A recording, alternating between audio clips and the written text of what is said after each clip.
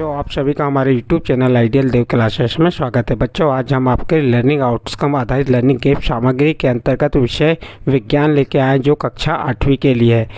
यह सत्र 2022-23 के लिए और इस पुस्तक को मध्य प्रदेश राज्य शिक्षा केंद्र भोपाल द्वारा बनाया गया है। चलिए देखते हैं खंड व विषय विज्ञान सत्र 2022-23। इसमें आज हम अब पढ़ेंगे अध्याय 14। अध्याय 14 में क्या दिया है? विद्युत धारा और उसके प्रभाव। लर्निंग आउटकम है S705 S702। चलिए इसमें विद्युत अवयव क्या है उसके बारे में देख लेते हैं।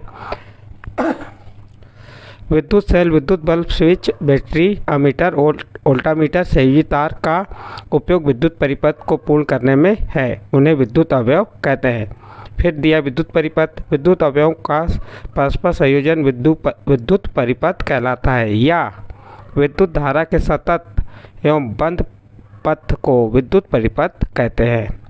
इसके बाद दिया है विद्युत सेल के प्रतीकात्मक प्रदर्शन। लंबी एवं सरल रेखा, पतली रेखा, धन टर्मिनल, मोटी और छोटी रेखा ऋण टर्मिनल को निरूपित करती हैं। क्रमांक दिया हुआ है, यहाँ पे विद्युत दिया है और अवयव प्रतीक। विद्युत सेल का अवयव प्रतीक ये है, इस प्रकार से धन ऋण दिया हुआ है। विद्युत बल्ब, यहाँ पे हो गया विद्युत बल्ब। स्विच ऑन की स्थिति इस प्रकार से रहती, इस प्रकार से अवयव के प्रतीक दिए हुए हैं। और विद्युत स्विच ऑफ की स्थिति, ये ऑन की स्थिति इस प्रकार की, और स्विच ऑफ की स्थिति का प्रतीक इस प्रकार से रहता है। बैटरी का प्रतीक इस प्रकार से रहता है। संयोजी तार का प्रतीक इस प्रकार से, अमीटर का प्रतीक इस प्रकार से बना होता है, और वोल्टामीटर का प्रतीक ये। तो यहाँ पे प्रतीक दी है और जो विद्युत है उनके नाम दिए हुए हैं। विद्युत बंद परिपथ परिपथ के बारे में देखिए। यदि किसी विद्युत परिपथ में विद्युत धारा प्रभावित होती है, जो परिपथ पूर्ण होता है, बंद परिपथ कहलाता है। इसमें कुंजी बंद स्थिति में दिखाई देती है। स्विच ऑन की स्थिति में धन टर्मिनल ऋण टर्मिनल से जुड़कर परिपथ पूर्ण करता है, तब विद्युत धारा प्रभावित होती है। तो ये विद्युत परिपथ हो गया, उसका चित्र भी दिया हुआ है, देखिए यहाँ पे। आगे देखते हैं विद्युत खुला परिपथ। जिस परिपथ में विद्युत धारा प्रभावित नहीं होती, जो अपूर्ण होता है, खुला परिपथ कहलाता है। इसमें स्विच या कुंजी खुली स्थिति में दिखाई देती हैं। स्विच ऑफ की स्थिति में प्लस टर्मिनल माइनस टर्मिनल से अलग हो जाता है, अतः विद्युत धारा प्रभावित नहीं होती। तो इस प्रकार से ये विद्युत खुला परिपथ का चित्र भी बना हुआ है और उसके बारे में आपको बताया। इसके बाद विद्युत बैटरी का उपयोग। तो विद्युत बैटरी का उपयोग कहाँ करते हैं?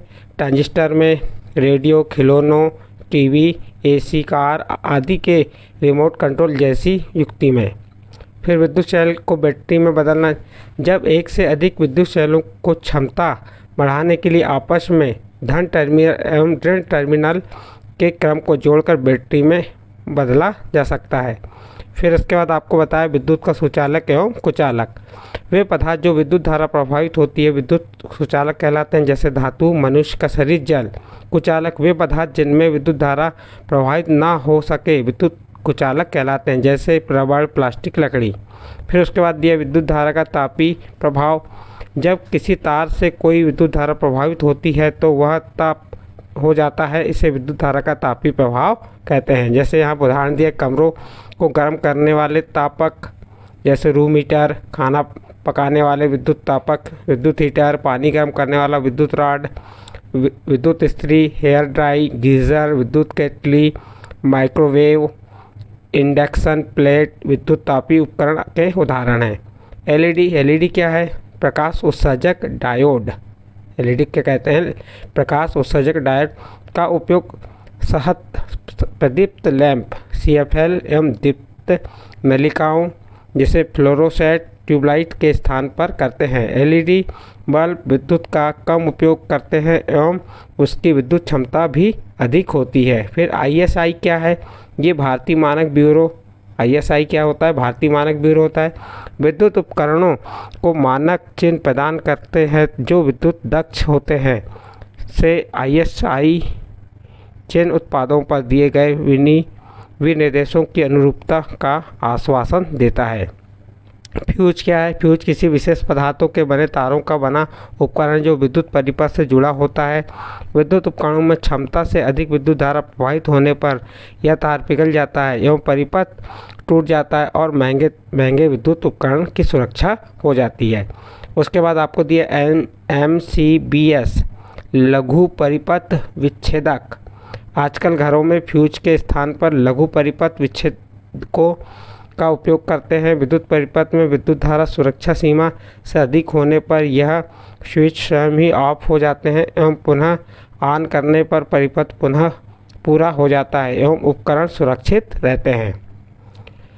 इस प्रकार से फिर यह लघु पठन शॉर्ट सर्किट दिया है, इसे भी देख लीजिए। विद्युत धारा का चुंबकीय प्रभाव क्या है, इससे समझाया गया है। विद्युत के चुंबक, इस प्रकार से आपको ये समझाए गए हैं। आप इसे ध्यान से अपनी पुस्तक में पढ़ लीजिए कि लघु पठन शॉर्ट सर्किट क्या है, विद्युत धारा का चुंबकीय प्रभाव क्या है, विद्युत चुंबकत्व क्या है। इसके बाद हम आपको वर्कशीट 1 बता रहे हैं। वर्कशीट 1 के जो प्रश्न हैं उनके उत्तर बता रहे हैं। प्रश्न नंबर 1 है, विद्युत धारा एवं विद्युत रोधी पदार्थों को उदाहरण सहित स्पष्ट कीजिए। देखिए, विद्युत चालक क्या है, वे पदार्थ जो अपने में से विद्युत धारा को प्रभावित होने देते हैं विद्युत चालक कहलाते हैं, जैसे लोहा, तांबा, चांदी, एल्यूमिनियम आदि। उसके बाद विद्युत रोधी क्या है, वे पदार्थ जो अपने में से विद्युत धारा को प्रभावित नहीं होने देते विद्युत रोधी कहलाते हैं, जैसे लकड़ी, रबड़, प्लास्टिक, कांच आदि।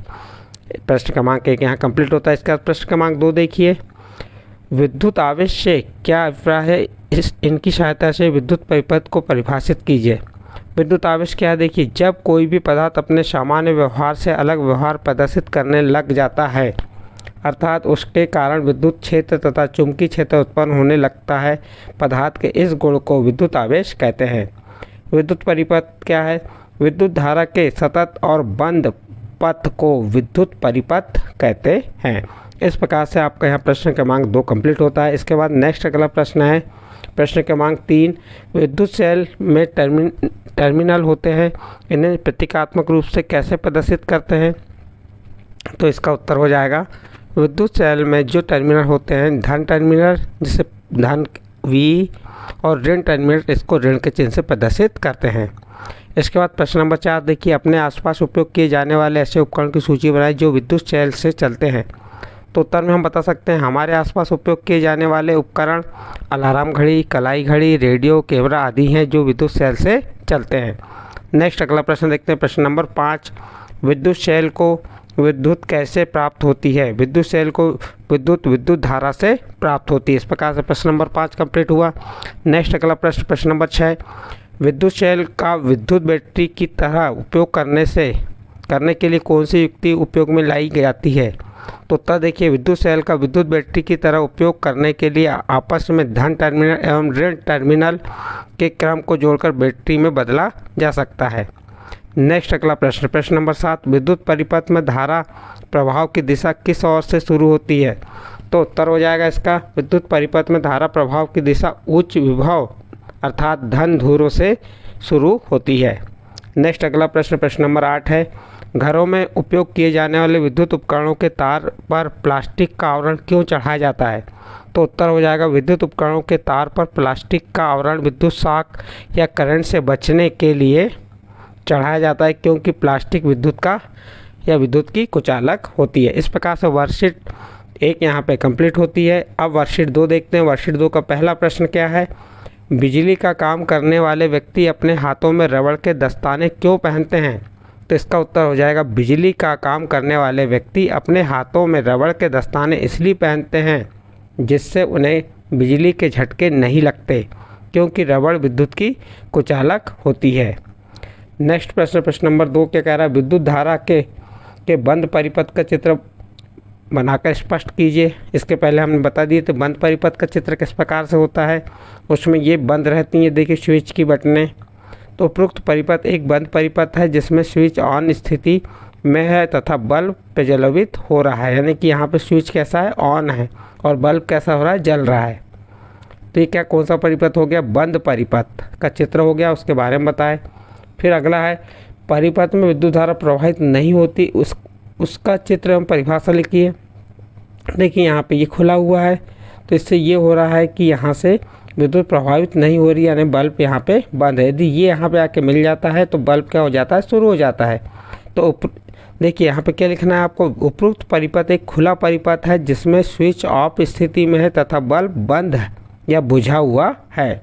खुला परिपथ। ये हो गया, देखिए खुला दिख रहा है आपको, तो इस प्रकार से इसका चित्र बना सकते हैं आप।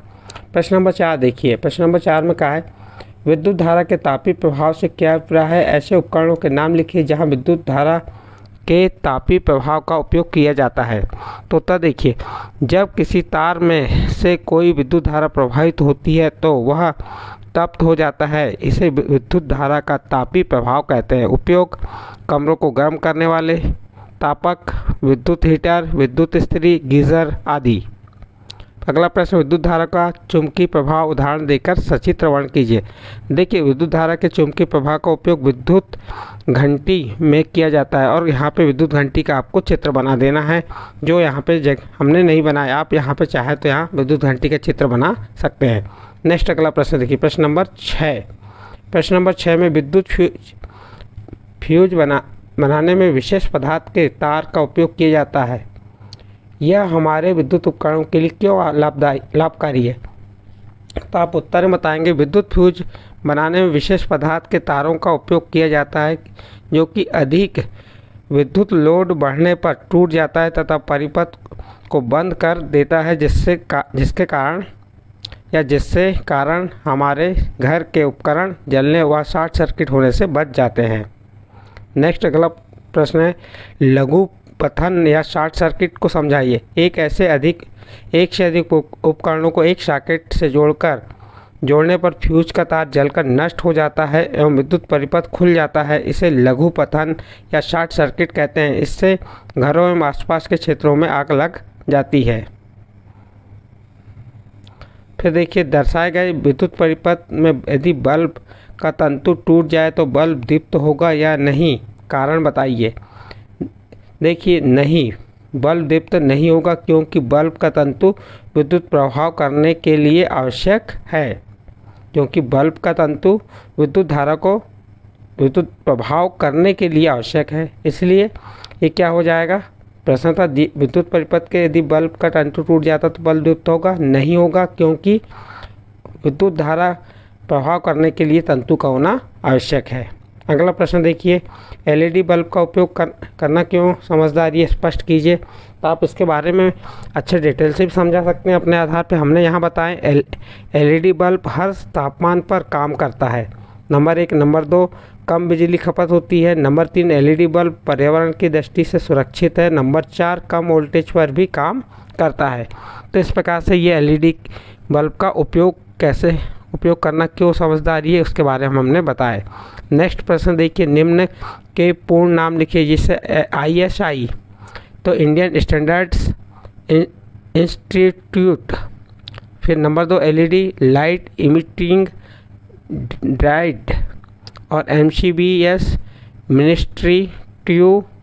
मिनिस्ट्रो कैलकुलेट ब्रेकर। ये क्या हो गया? MCB। तो इस प्रकार से इनके पूरे नाम हो गए। प्रोजेक्ट कार्य में देख सकते हैं, ये प्रोजेक्ट कार्य है। एक समान दूरी तय करने पर निम्नलिखित यातायात के साधनों द्वारा ऊर्जा की खपत, ऊर्जा पर होने वाले व्यय एवं इनसे उत्पन्न होने वाले गैस उत्सर्जन का विश्लेषण। देखिए, विवरण दिया, इकाई दिया, electric car, petrol car, diesel car, CNG car. दूरी किलोमीटर 120 कौन चलती है? इलेक्ट्रिक कार, पेट्रोल कार भी 120 और डीजल कार भी 120, CNG कार भी 120। अब इसे अनुमानित ऊर्जा की खपत क्या होगी? किलोग्राम प्रति यूनिट या लीटर में। Electric car 12 unit, petrol car 10 litre और डीजल कार 9 लीटर और 8 किलोग्राम CNG कार। अब लागत क्या है? देखिए, इलेक्ट्रिक कार में 7 रुपये, पेट्रोल कार में 95, डीजल कार में 85 और CNG कार में 80 रुपये लगे। कुल लागत रुपये 84,950। 84 रुपये किस में लगे? इलेक्ट्रिक कार में, पेट्रोल कार में 950, डीजल कार में 765 और CNG कार में 480। फिर अनुमानित गैसीय उत्सर्जन किलोग्राम में, कार्बन डाइऑक्साइड प्रति किलोग्राम या लीटर ईंधन kWh। सबसे कम इलेक्ट्रिक कार गैस उत्सर्जित होती है, यानी कि जो कार्बन डाइऑक्साइड गैस है वो। पेट्रोल कार में 3 और डीजल कार में 4 और CNG कार में 2। अब देखिए, उपयुक्त सबसे अधिक कम। अब इससे संबंधित प्रश्न दिए, इन प्रश्नों को समझेंगे। क्या दिया है, उपयुक्त में से सबसे अधिक एवं कम लागत वाली यात्रा किस यातायात के साधन द्वारा संभव है? तो उत्तर में बता सकते हैं सबसे अधिक लागत वाला यातायात साधन है पेट्रोल कार और सबसे कम लागत वाला यातायात साधन है इलेक्ट्रिक कार। फिर अगला प्रश्न है उपयुक्त में से सबसे कम एवं सबसे अधिक गैस उत्सर्जन किस यातायात के साधन द्वारा हो रहा है? तो उत्तर हो जाएगा सबसे अधिक गैस उत्सर्जन वाला यातायात साधन डीजल कार और सबसे कम गैस उत्सर्जन वाला यातायात साधन इलेक्ट्रिक कार। नेक्स्ट अगला प्रश्न है वायु प्रदूषण को कम करने के लिए आप क्या उपाय अपनाएंगे? उत्तर देखिए वाहनों के ईंधन से निकलने वाले धुएं पर नियंत्रण करेंगे, पेट्रोल में इथेनॉल की मात्रा बढ़ाएंगे और नंबर 3 वाहनों में सीएनजी एलपीजी आदि स्वच्छ गैसीय ईंधन का उपयोग करना जरूरी है। क्यों? वायु प्रदूषण को कम करने के लिए। अगला प्रश्न देखिए उपयुक्त में से पर्यावरण में वायु प्रदूषण आधारित समस्या किस यातायात के साधन द्वारा हो रही है? उपयुक्त में से पर्यावरण में वायु प्रदूषण आधारित समस्या किस यातायात के साधन द्वारा हो रही है? तो सबसे अधिक किससे हो रही है? डीजल कार से। इसे हम आरोही क्रम से लिखना था, आरोही क्रम मैंने बढ़ते क्रम में, लेकिन हमने क्या किया इसको उल्टा लिख दिए हैं। पहले लिखना था इलेक्ट्रिक कार, फिर उससे कम सीएनजी कार, फिर पेट्रोल कार और डीजल कार। हमने लिख दी सबसे अधिक कौन कर रही है? डीजल कार, फिर उससे पेट्रोल कार, फिर सीएनजी कार और फिर इलेक्ट्रिक कार। सबसे कम किससे हो रहा है? यातायात पर्यावरण हितैषी कौन है? Electric car. उपयुक्त में से कौन सा यातायात साधन पर्यावरण हितैषी है? तो आप उत्तर बता सकते हैं इलेक्ट्रिक कार यातायात साधन का पर्यावरण हितैषी है। नेक्स्ट अगला प्रश्न देखिए प्रश्न नंबर 6 क्या जनसंख्या वृद्धि भी वायु प्रदूषण कारण है? अपना विचार व्यक्त कीजिए। हाँ, वायु प्रदूषण का मुख्य कारण जनसंख्या वृद्धि भी है। बढ़ती हुई जनसंख्या की ज़रूरतें पूरी करने के लिए अधिक संसाधनों की भी ज़रूरत पड़ती है, जिसके कारण भी वायु प्रदूषण बढ़ रहा है। इस प्रकार प्रश्न नंबर 2 देख सकते हैं अपने माता पिता बड़े भाई बहन की सहायता से पिछले साल के ऊर्जा बिलों को इकट्ठा करें और माहवार बिलों के आंकड़े को तालिका में भरें। तो बच्चों आपको क्या करना है इसमें अपने माता पिता बड़े भाई बहन की सहायता से पिछले साल के जो 12 महीने के बिल हैं उनको इकट्ठा करना है और माहवार बिलों के आंकड़े की तालिका में भरना है। जैसे क्रमांक दे देना, जैसे विद्युत बिल, महा विद्युत खपत और विद्युत बिल राशि। जैसे हमने जनवरी में बताया 40 विद्युत खपत हुई और बिल कितना है 100 रुपये। इसी प्रकार से आप यहाँ से इस सारणी को बना सकते हैं, इस कंप्लीट कर सकते हैं। आप अपने आधार पे भी अपने घर में जो बिल आए थे उनके आधार पे भी आप इस सारणी को पूर्ण कर सकते हैं। नेक्स्ट अगला प्रश्न देखिए किस माह ऊर्जा बिल भार ज़्यादा व्यय वाले हैं तथा किस महीने में ऊर्जा बिल भार कम व्यय वाले हैं? जो आपने सारणी में भरेंगे अपने घर के बिलों को, उस आधार पे यहाँ पे आपको इस प्रश्न का उत्तर देना है। हमने जो सारणी भरे उसके आधार पे इसका उत्तर क्या है देखिए। मार्च और दिसंबर माह में बिल भार कम व्यय वाले हैं और मई और जून माह में बिल भार ज़्यादा व्यय वाले हैं, क्योंकि मई और जून में क्या होती है गर्मी अधिक होती है तो पंखे कूलर एसी सभी चलते हैं, इसलिए बिल का भार क्या होता है अधिक आता है। और मार्च और दिसंबर में पंखे कूलर एसी कम चलते हैं, इसलिए उसका भार कैसा होता है बिल का भार कम होता है। अगला प्रश्न देखिए यह पता लगाने की कोशिश करें कि जिन महीनों में ऊर्जा बिल अधिक आया है उसका क्या कारण है। तो यहाँ पे मई और जून माह में अधिक बिल आया है तो हम बता सकते हैं मई और जून माह में अधिक गर्मी के कारण उपकरणों का उपयोग अधिक हुआ है, इसलिए बिजली बिल अधिक आया है। अगला प्रश्न देखिए विभिन्न तरीकों से पता लगाएं कि अपने ऊर्जा बिल भार की लागत को आप कैसे कम कर सकते हैं। तो इसका उत्तर हो जाएगा बिजली की खपत को कम करके हम अपने ऊर्जा बिल के भार की लागत को कम कर सकते हैं। अगला प्रश्न देखिए विद्युत ऊर्जा प्राप्त करने के लिए अन्य स्रोतों के नाम बताइए। तो जो विद्युत ऊर्जा प्राप्त करना उनके स्रोत कौन से होंगे? तापी, जल विद्युत और नाभिकीय ऊर्जा विद्युत उत्पादन के मुख्य स्रोत हैं। नेक्स्ट अगला प्रश्न नंबर 5 ऊर्जा खपत कम करने के लिए आप सामान्य बल्ब का प्रयोग करेंगे या एलईडी बल्ब का? अपना विचार व्यक्त कीजिए। ऊर्जा खपत कम करने के लिए हम एलईडी बल्ब का प्रयोग करेंगे, क्योंकि एलईडी बल्ब के प्रयोग से बिजली की खपत कम होती है। नेक्स्ट अगला प्रश्न नंबर 6 ऊर्जा बचत के उपायों को दर्शाते हुए पोस्टर तैयार कीजिए। तो आप यहाँ पे जो ऊर्जा की बचत के उपाय बताना है और उसके आधार पे आपको पोस्टर तैयार करना है। जैसे आवश्यकता अनुसार विद्युत उपकरणों का उपयोग करना पहला उपाय हो गया। घर से बाहर जाते समय पंखे, बल्ब आदि बंद करके जाना, दूसरा उपाय हो गया। तीसरा उपाय, ऊर्जा के वैकल्पिक साधन जैसे सौर ऊर्जा, पवन ऊर्जा, जल ऊर्जा का उपयोग करना। इस प्रकार से आपका प्रश्न नंबर 6 कंप्लीट हुआ। इसके बाद, क्या आप जागरूक हैं? जवाब हाँ या ना। क्या आप किसी खाली जगह या अपने घर में, स्कूल में इस्तेमाल होने पर चलते विद्युत उपकरण को बंद करते हैं? हाँ। क्या आप कम दूरी की यात्रा करने के लिए साइकिल या पैदल यात्रा का विकल्प इस्तेमाल करेंगे? हाँ, इसका आंसर हो जाएगा हाँ। क्या आप नए बिजली के उपकरण खरीदने से पहले उसका ऊर्जा क्षमता का लेवल चेक करते हैं? हाँ।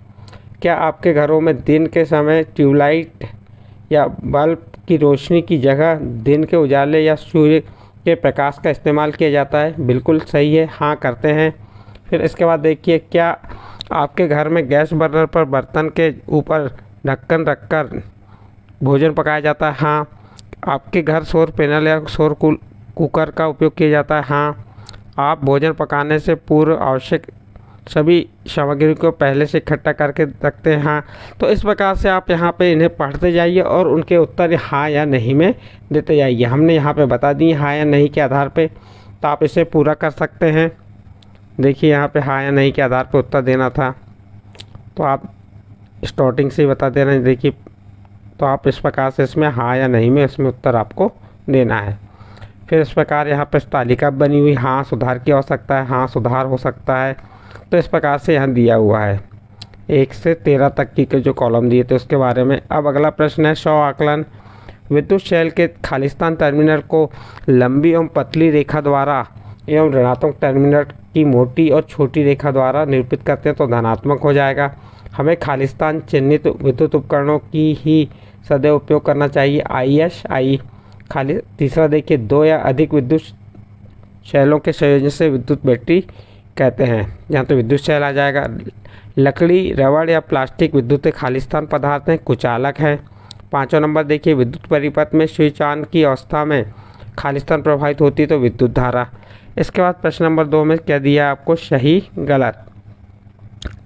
विद्युत धारा का प्रवाह धनात्मक टर्मिनल से ऋणात्मक टर्मिनल की ओर होता है, सत्य।